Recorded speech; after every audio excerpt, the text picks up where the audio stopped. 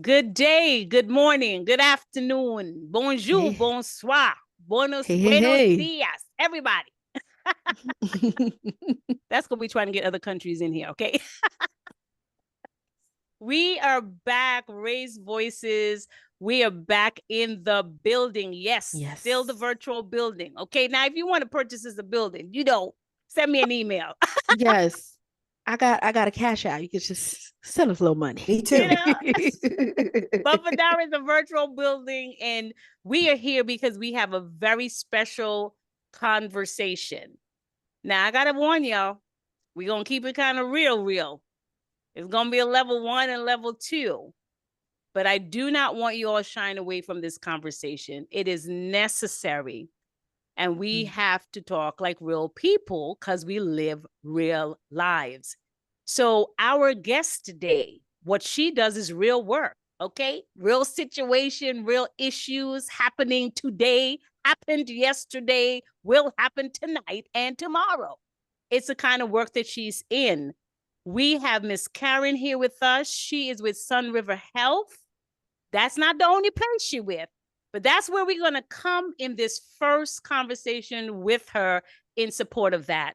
I want you guys to know something. Sun River Health has been in the community for a very long time. And because of that, they have an advocacy program. And what they want to do is to work with you to raise your voice. Can you imagine that? We are on Raise Voices, and then we find out that this is an advocacy program that they have that connects to what we're trying to do. So we've got Ms. Karen here. She's going to introduce herself after the word of the day. But I want you to know something. We're going to be talking about some teen issues as well today. Mm-hmm. So if your teen is listening and you're not ready for them to hear from us yet, please ask them to leave the room and follow up with them after. But we will ask you, as you digest the information, please have the conversation.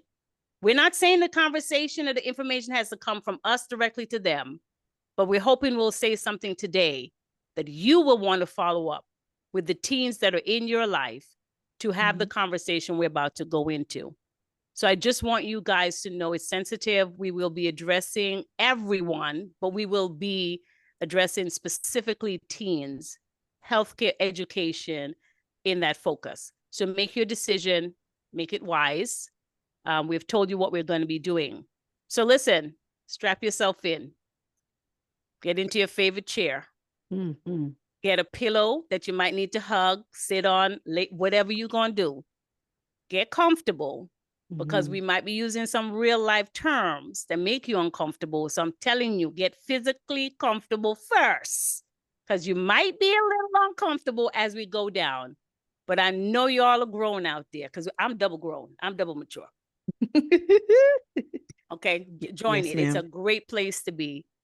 So get your grown hat on. Listen, pay attention, take what you need, and do what you need with it. All right, Miss Sounds, I'm already starting with your people. She gonna bring y'all back down, but I had to do all of that. Okay, Miss Sounds, make them happy again. I done did a whole lot. All right, y'all. We are going to get into our first segment, which we always do. It is called the word of the day. And what we like to do here is read a quote that really resonates with us. And then we just all go around and reflect. What does that mean to you when you hear it? So I'm going to read the word of the day today. It is, the greatest wealth is health. Period. That was it. That was a quote. That is it. Right. That's how deep we get. We're just like, okay, short and sweet. That's it. So I'm going to start with this one, and then we will go around and just say, what does that mean to you?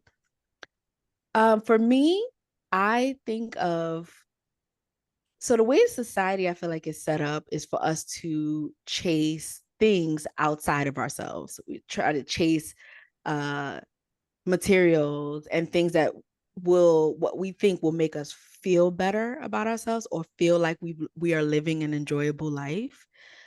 But where it says the greatest wealth is health shows me that a lot of what I am actually searching for is the internal wholeness, peace, togetherness of my body, my mind, my spirit.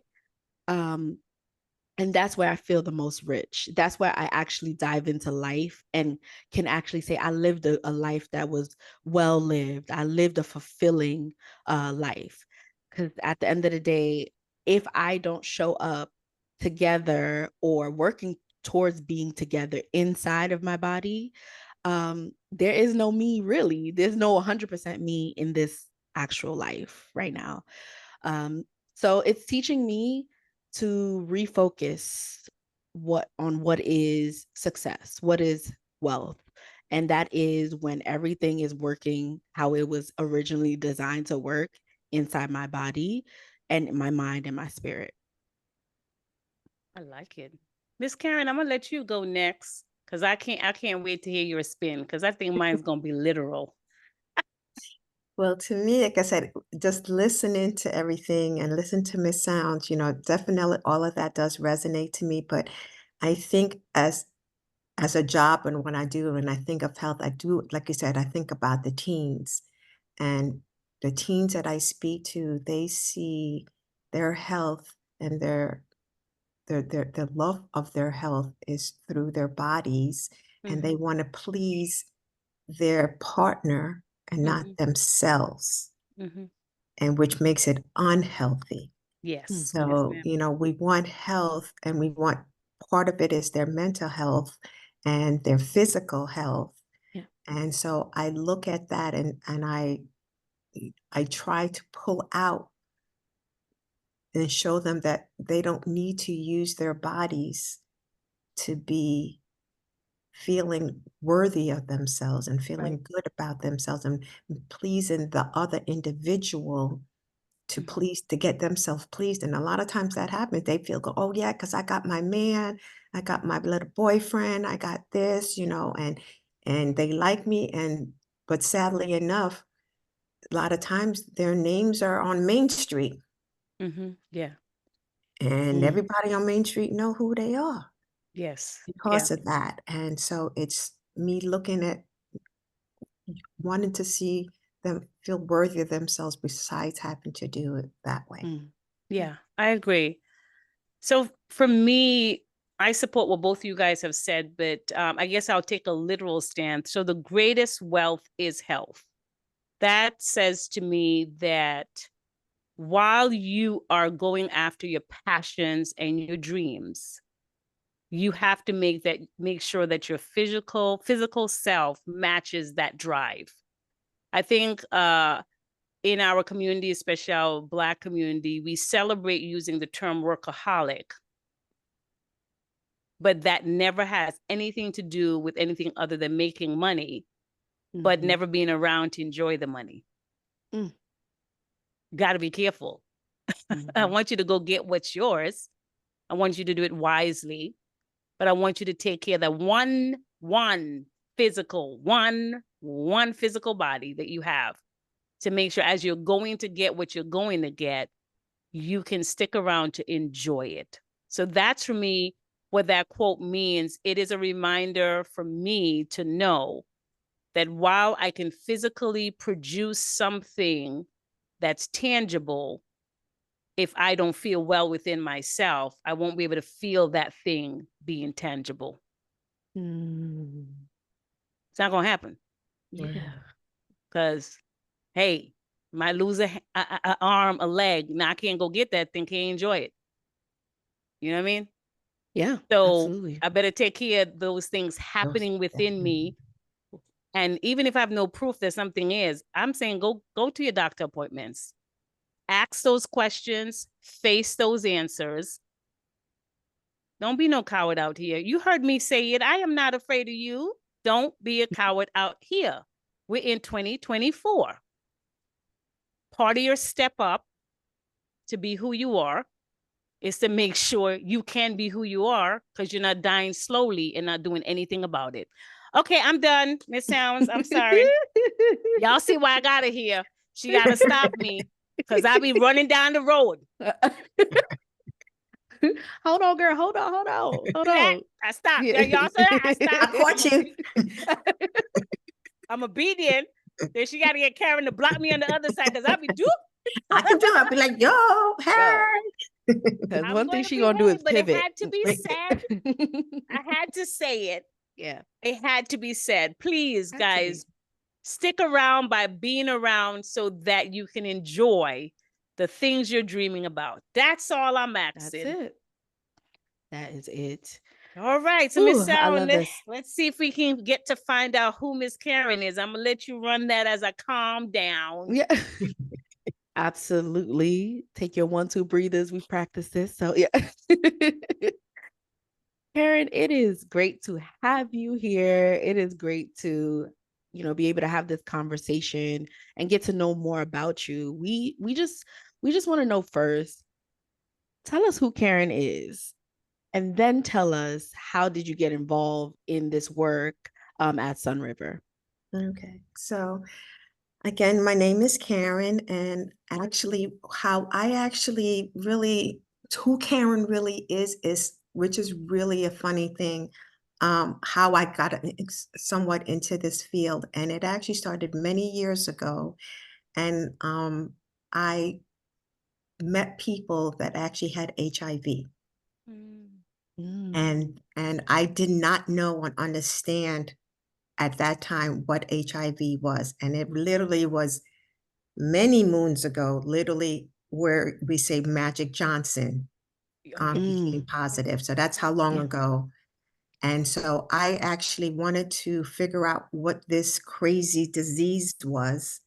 And I actually went to the library and I used to sit there and study what this was. And then I actually looked for somewhere that was helping people with this crazy disease that nobody understood. Mm-hmm. And I wanted to be able to help them. And the crazy thing about it is I found this place in Yonkers. It was a respite place. And back then, there was really no good medication. They had medications, but they didn't have really good medications.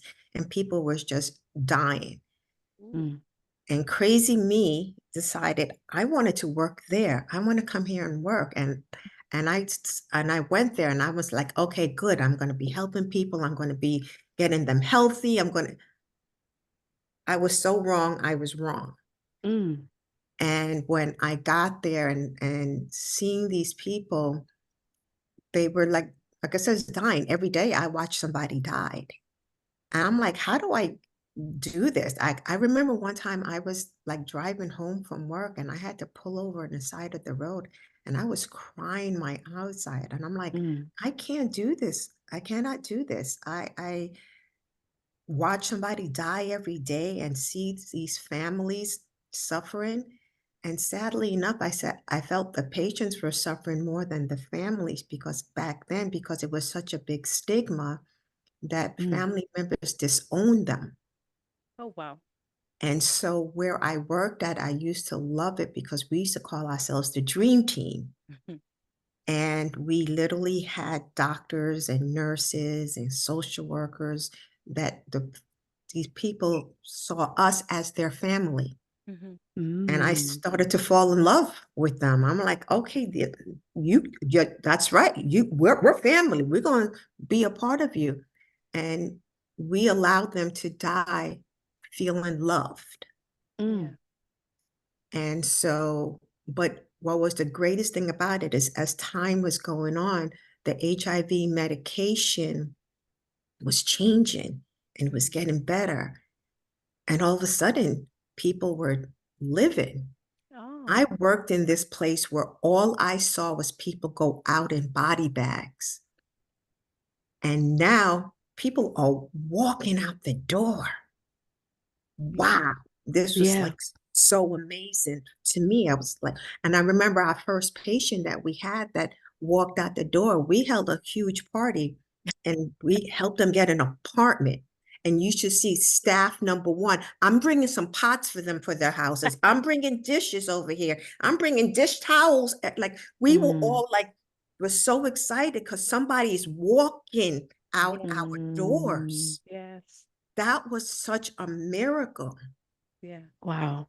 And so to me, to be able to do that and watch HIV positive people start to live, it became, again, the medications, again, started to get better and better to where, we're watching, the scary part was now people were kept saying, well, I can't live a normal life. I can't have a family. I can't have kids. Mhm.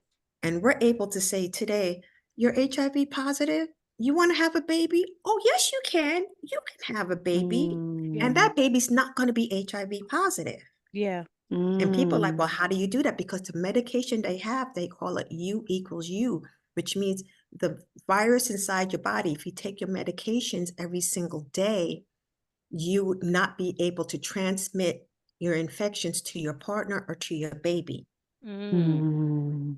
And so I have a graph that I show when I do PowerPoints, whatever, that we're able to show that as from saying starting, say 10 years ago, Mhm. just in New York State, we had about 99 babies in New York State that was born with HIV. And as Mm. each year has been going on, it's been going down to where Mm. now we're down to 0. 0. Oh, wow. Okay, so we're down to 0. Wow. So Mm. advancement. Tell us, there must have been something in you that desired to, I mean, you went to a respite place to work. To I'm just work, right. saying, it's Mm-hmm. not, you don't come out of college and choose that spot Yeah. easily. So was there something in your gut, in your heart No, I had, like I that said, attracted that? I had found out that friends that had HIV. One of my friends was getting married. I was actually going to be the maid of honor in this wedding. Mhm. And her fiance got sick and was landed up in a hospital. Mhm. And we were like, oh my goodness, what's going on? Blah, blah, blah. Again, didn't know too much, was dumb to whatever. And he got really, really sick. And they're like, he's going to die. And we're like, die? Why is he going to die? What's going on? And then when even they finally, let us know what was going on, I still didn't understand AIDS. Like, Mhm. he has AIDS, Mhm. huh? But what is it? That's what I'm saying. I really wanted to learn this Mm. for us then, for the doctor to say to my friend, because I was happened to be next to her visiting Mhm. her fiance at the time, and that she said it's okay, say anything in front of Karen. Mhm. And they were saying, we got to get you tested Mm. Yeah. because you may have it. Yeah. And we're like, huh? And sadly enough, she did land up having it. Wow. But prior Mm. to that, and because, like I said, people, we're going to have a real conversation. So y'all don't get offended, but I'm going to ask the things I know I need to ask. Okay. That was a friend Mm-hmm. that was going through that. Mm-hmm. That still says to me there is something that was in you that got activated enough to go that far for a friend. Right. So were there other things prior to that that you knew within yourself that you wanted to help people, and maybe this was the thing that showed up to get you into the work of Well, helping I was people? always helping people. Like the jobs that I had before, I was actually working in a psychiatric hospital, which was also slash a drug rehab. Mm. So within, of course, drug rehab, so you got IV drug users, so you see all these different things happen. So I was always wanted to be helpful, but when this happened to a good friend of mine, Mhm. I just, like I said, I didn't understand. And when I, wanted to learn a little bit more, all the information that I was learning, I actually took it inside the drug rehab I was working at. And I started to educate them because I was as long as educating myself. So that's what I Yeah. said. I sat in the library. I wanted to understand and learn what this crazy disease was all about. Mhm. And then I took it inside to the facility and I started to kind of try to talk to the patients about it. And the patients then, of course, I mean, I didn't want to scare them, but at that time it really was scary. And we were Oh, yeah. like, you got to get tested. And while I was in there, quite a few people actually came back also positive for Yeah. HIV. Yeah. It is You know, important to get tested. And let me just say this, y'all know I like to put a plug on certain things. Those of us who are Christians who believe in God and your love, your Boaz has shown up, ask him or her to get tested. mhm. The I Holy Spirit and understand. the Holy Ghost ain't gonna work that out for you. You can say whatever you want to say to Lady Lee. I can take it. We're talking about real conversations today. That's what we said. The point that she's making is valid as it was then. It is valid today. Mhm. So we are saying part of wisdom, regardless of your belief. This thing is still here, even though the medications are better. It Mhm. is wiser, even for those who are older who are still doing romance. That I do. You, Because see, some of the things that people don't realize too because with STDs, which you know is a sexually transmitted disease or sexually transmitted infections, there's two in the sense that there's two different versions. There's some STIs that are curable and some are not curable. And sometimes what people don't realize that you could have had an STD 10 years ago, not know you ever had it, not have any symptoms. It remains dormant inside of your body, and then it can rear its head. And then you're now passing it over to somebody else in your life that you love.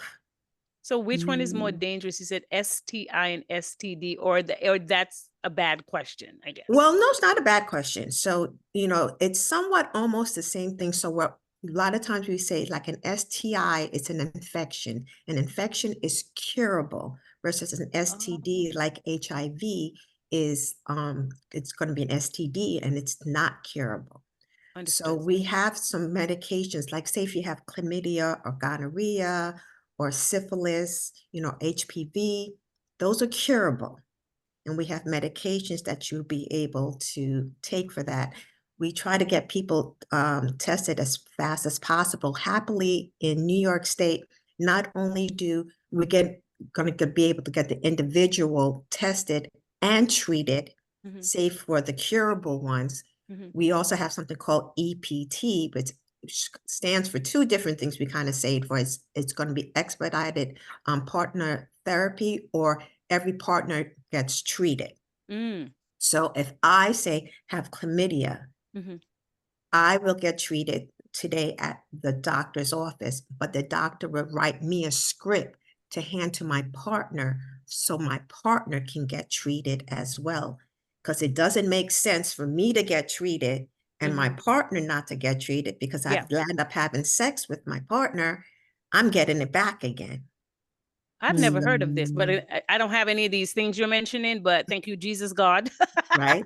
However, you would think at some point, I don't know, they would just give you the information to have it. I don't know, even though you're not coming to the doctor appointment, you know, for that particular thing, wouldn't it be great just to, I don't know, you go to your physical, they should just give you the information, And even if the pamphlet or something to walk with? and it's kind of difficult, and which is funny because I'm actually because I do a lot of presentations and I do a lot of trainings. So actually next week I'm actually doing a training with a residency program, and I'm training new residents to do sexual history taking. And so, you know, that's the thing. Some doctors, some providers, could be a nurse practitioner, whoever, sometimes feel uncomfortable talking to somebody at the doctor's office about sex. So a lot of times I will hear patients says, well, I'm waiting for my doctor to ask the question. And then the doctor say, well, I'm waiting for the patients to tell me something. So everybody waited. Oh boy. So that's why we really pushing a whole lot that the providers are the ones that really kind of have to open up and ask those personal questions. And when we do ask the questions, we're saying to somebody, we're not asking the questions to be nosy. So when I have to do that a lot, and what I kind of say to the patient is, and I try to say it in a nicer version, wherever you had your party at is where we're going to treat you at and test you at. Okay, so tell me where you had your party. We elegant out here. Your party. Okay. Right, where you had your party. So Your again, soiree, gala. Soiree. exactly. So, we to be, just to again, to be straight up when we say to them, did you have vaginal sex? Did you have anal sex? Did Yeah. you have oral sex? Yeah. Because people don't realize too that you can get an STD in your throat. What? You know, you can get an STD in your eye. Mm. You can Okay, Miss Sound, you want to handle that one? Because Lord, I didn't know. I might be too old because I don't know I don't this. think it's an age thing. I just I see. I was trying to. Y'all wow. see me trying to get my way out of it, right? I'm supposed to be right. brave. Wait a minute. Let That's me go why over you I asked, real. how did you have your party? I'm not trying Oh, to be My nosy, eye people. I'm so sorry but for I need y'all. to know. Wow. wow. Miss Okay. Well, Sound, deal you know, with that. I'm gonna take a moment. I gotta so I think my question is geared towards this idea of empathy, right? Because I think that your story in your journey to get here it speaks a lot to the empathy you have for people, Yeah. right? That's the only reason you would dedicate your life to do something like this. And so when you're having conversations with those that are experiencing these things, or you are training doctors on the best approach to talk to individuals that may have STDs or STIs, how do you infuse empathy in those conversations? How do you train empathetically? How do you talk to people, ask them about their parties empathetically, right? Without judgment. And that's the one thing, because in the field that I'm in, I have to deal with everybody. So whether you're black, white, whether you're straight, gay, lesbian, I have to talk to everybody. And so that's the one thing, like you says, judgment. I let them know very straight, this is a no judgment zone. I have people that let me know that, they do, again, there's so many different kind of things, and I'll explain a little bit later, like say chemsex, where you're basically taking drugs to have sex, where you're having 3 or 4 people inside your bedroom. I have to talk to everybody, and I have to hear them and not judge them, and make them feel comfortable to be able to open up and speak to me and be able to tell me all about their parties. Because with all of that there, I have to also help talk to them about harm reduction. And again, and then I'm trying to tell them not to have sex. I can't even tell them you can't do your drugs. I just got to make sure that you know how to do things safely. And you also don't pass it on to anybody else too as well.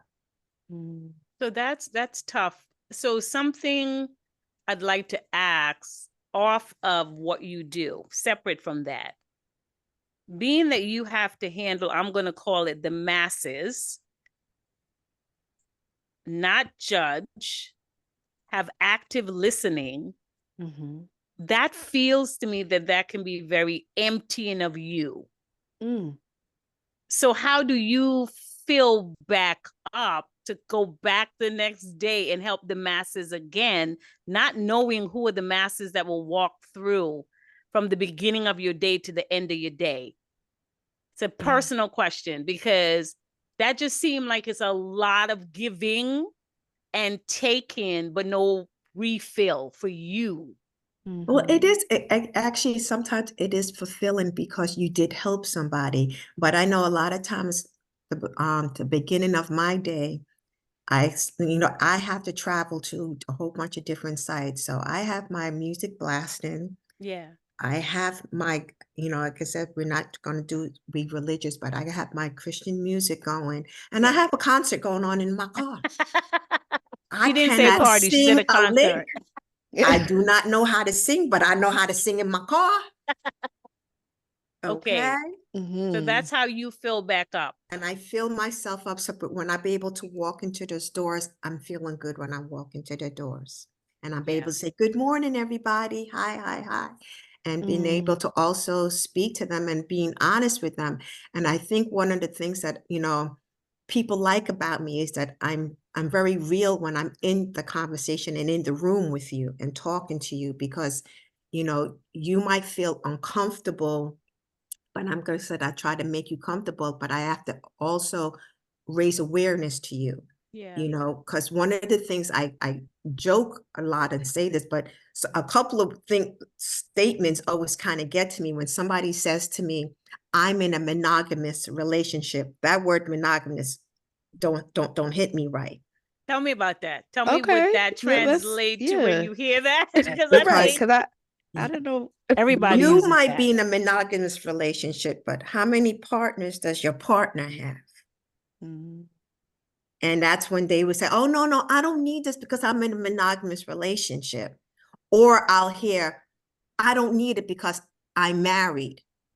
And I'll look at you like, yeah, and ooh, I said, have you looked at the divorce rate lately and why people are getting divorced? Yes. Do you know where your partner was at lunch today? So those are some of the questions I have to ask. Yeah. Because you're coming into me, if you're seeing me, you came in there because maybe you might have had an STD or you might have had an STD scare. So if mm, you're seeing and talking to me and you're coming to our health center for a certain reason, something is bugging you. Yeah. So I have to open you up Yeah. and let mm, yourself be real. So how do you deal with or tag on to the mental wellness piece? So, because is this a part of the mental wellness piece, and then you get the facts, and then that becomes the practical piece of it, or how is that intertwined? Well, depending on the individual and how much they can handle at the time of the conversations. Because like even this past week, I've had somebody who's literally crying their heart out to me because this individual is telling me I work 2, 3 jobs to take care of their partner. And Yeah. sadly enough, they came back positive. So mm, so having to deal with that, so you kind of take them where they're at. And there's sometimes, because happily with the position that I have a little bit more time to talk to the patients than a doctor would, because the doctor gets 15 minutes or so and they're in and they're out. Me, sometimes I'll let them just sit and just talk, either in person or sometimes I have somebody call me on the phone and I'll have it on speaker and I'll just let them continue just speaking to me and I mm, can finish my work, but I'm still always going to be active. And sometimes they just need an ear to listen to because they're yeah. just upset about what their partner did to them. Mm. I have a question about because hearing all of this makes me think that there's a great amount of shame associated with um people that might test positive for any of these things, right? Like to me, I hear that there may be some people that approach you or talk to you that are blaming themselves Mhm. and are really, really down on themselves and maybe even saying, this is my fault. I should have never did this. Yeah. How do you guide people in this area to find a balance between hope and accountability, right? Like take Wow. accountability, but like also hope that things can get better. Mm-hmm. Well, happily, one of the things like you can see on my background, it says prep is for everybody. Mm-hmm. So I kind of lead them kind of in that kind of direction. And what prep is a medication. You might have seen commercials about it on TV and stuff that help people remain HIV negative. It doesn't help against STDs, but it does help against, becoming HIV positive. So I try to empower that individual. Yes, we all make mistakes. We, every single body, no, if it's for this reason or for another reason. So take the mistake that you feel is a mistake and learn from that mistake. And Mm-hmm. now let me help empower you to take care of you, to take care of your kids, or even still take care of your partner. So it says being able to empower somebody is what I try to encourage them to do. And then by taking the medication, especially if you're in that situation, because again, the population that I work with a lot of sex workers, and they don't Oh, see any shame in their game. That's their job. Oh, That is my wow. job. I am a sex worker and this is what I do. So, but the problem with sex workers is most of them are not, quote unquote, allowed to wear condoms. Yeah. So, and if they do wear condoms, say for an example, if you're a sex worker and this person wants to have sex with you, he's going to give you $100 to have sex. But then you say, I want to wear a condom. Well, they cut that money in half. So you would only Wow. get $50. So most of them say, well, I don't want 50. If I'm going to be doing the same exact thing, I want that $100. Yes. So Yes. then that's where we continue to monitor them. So with the PrEP medication, and then again, PrEP is for everybody. So PrEP doesn't have to be just say for a sex worker. PrEP could be for somebody that may not know their partner's status. If they HIV positive, if they have an STD, do they have anything? So we're able to, again, that's kind of an empowering thing that I'm going to be able to take care of myself. And I just, again, let them, help them, guide them to talk to their partner to also get tested. So how do you, I don't know my partner status. How do we get PrEP? Because when you're saying PrEP is for everyone, I mean, is it my doctor that I go in for my, okay. So with the doctors Uh, also, we would again screen you and be able to see if you want it. And again, they comes either in a pill form or it comes in an injectable. And the injectable, you'll take it, get the injection every 2 months and don't have to worry about taking a pill every day.